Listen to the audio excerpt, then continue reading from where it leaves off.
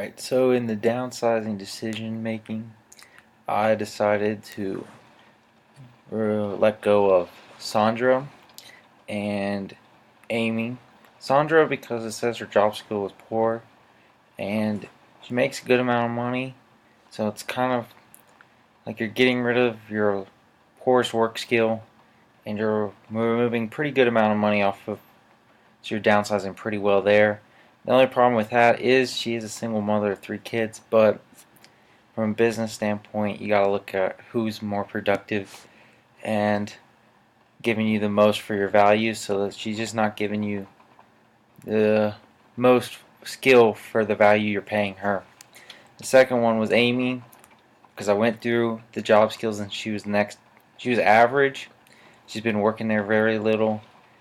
She's not getting paid very much. She's the lowest paid on there, but she has no kids, so she doesn't have to really worry about feeding her children. She's married, so she does have a spouse if she needs help, and just been working there the least amount of time, so that's where I picked her for.